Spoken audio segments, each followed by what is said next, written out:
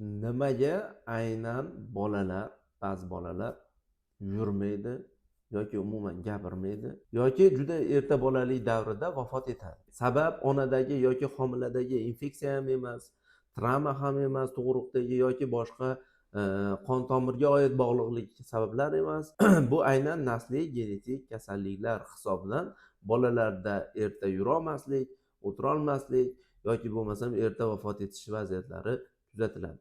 Bu aynan nasliy genetik kasalliklarga xos. Bu video albatta ota-onalar, shifokorlar va tibbiyot talabalari uchun juda muhim hisoblanadi. Nima uchun nasliy genetik kasalliklar aynan bolalarda ko'p uchraydi? Bunga sabab keltirib o'tamiz. Ya'ni bolalik davri o'sish davri hisoblanadi. O'sish davrida eng ko'p tanadagi genlar faoliyat ko'rsatadi.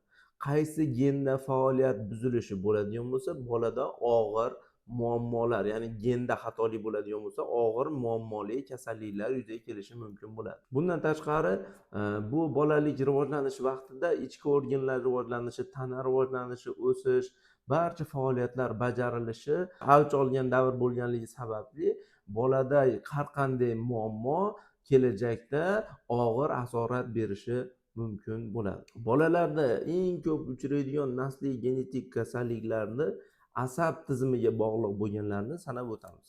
Spinal mushak atrofiyasi, Ley sindromi, Kanavan sindromi, Rett sindromi va shunga o'xshagan neyrodegenerativ kasalliklarimiz bor. Ya'ni bolada erta yoshda muammoga uchraydi va bu hayot sifatini mutlaq o'zgartirib yuboradi. Undan tashqari, modda almashinuvi, ya'ni organizmda normal modda almashinuvi, ya'ni organizmda qaysidir fermentni yoki qaysidir moddani ortib ketishi bilan bolani hattoki vafot etish darajasiga olib boradigan metabolik nasliy kasalliklar.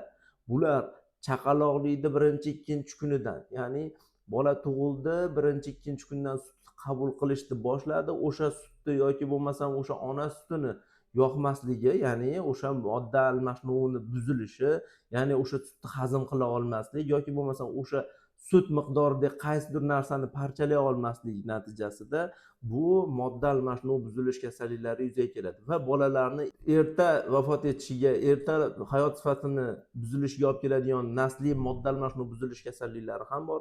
Bularga fenilketonuriya, nasliy modda almashinuvga tegishli bo'lgan metabolik atsiduriyalar, propion atsiduriya, metilmalon atsiduriya, saksa kasalligi va shunga o'xshash nasliy kasalliklar bolada erta modda almashinuv buzilishi natijasida bolani hayot sifatini yomonlashtirishga olib keluvchi kasalliklar hisoblanadi. Bundan tashqari eng ko'p uchraydigan turlarimiz, mana ko'pchilik eshitgan va bilgan turlarimiz bu xromosomalardagi anomaliyalar hisobiga kelib chiquvchi nasliy genetik kasalliklar. Eng ko'p uchraydigan formalarimiz Down, Edwards, Patau sindromi, Shershevskiy-Turner sindromi va mushuk chinqirig'i sindromi va shunga o'xshash xromosomalarni faoliyatini buzilishi hisobiga kelib chiqadigan eng ko'p uchraydigan kasalliklarimizdan hisoblanadi.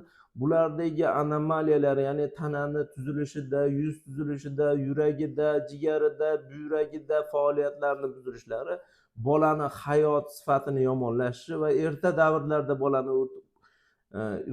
davrlarda bolani vafot etishiga sabab bo'luvchi omillardan hisoblanadi bu. Va biz yana aytib o'tamiz, ya'ni qisman hayot faoliyati yoki bo'lmasam hayot sifatiga qisman ta'sir qiluvchi, ya'ni skelet anomaliyalari bilan ketuvchi nasliy kasalliklarimiz ham bor. Bunga axondroplaziyalar, gipoxondroplaziyalar va skelet suyak faoliyatiga javob beruvchi, suyak sinishi bilan kechuvchi, suyak o'smasligi bilan, suyakda o'sish zonasini zararlanishi bilan kechuvchi nasliy genetik kasalliklar kiradi va bularda asosan suyak mushak tizimi faoliyati yomonligi hisobidan raxitsimon kasalliklarimiz bor, ya'ni suyakning shakli o'zgarishi, buzilishi, sinishi, tez bolada yiqilishlar paydo bo'lishi yoki bo'lmasam oyoqlarda yoki tana suyaklarida og'riq bilan ketuvchi nasliy genetik kasalliklarimiz ham kiradi, ya'ni skelet faoliyatiga javob beruvchi bu nasliy kasalliklar hisoblanadi. Bundan tashqari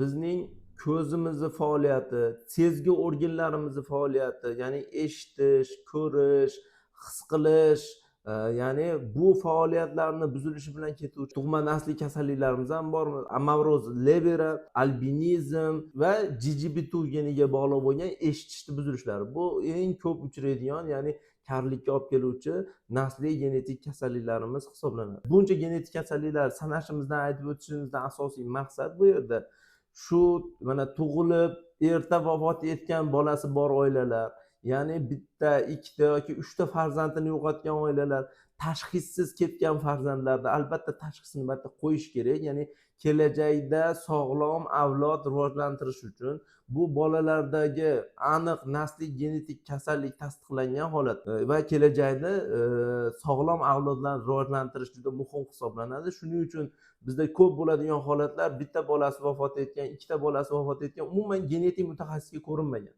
Biz aytamiz, bolada qanaqadir o'xshash anomaliyalar yoki bo'lmasam o'xshash vafot etishlar kuzatilyaptimi? Bu oilada nasliy genetik kasallik bo'lishi mumkin va bu nasliy kasallik butun oila hayot sifatini buzishi mumkin bo'ladi. Sizlarga berayotgan ma'lumotlarimiz har qanday o'ziga kerakli odamga yetib borsa biz xursand bo'lamiz va albatta shunaqa muammosi bor tanishlaringizga buni yuborib qo'ying va bizga obuna bo'lishni unutmang.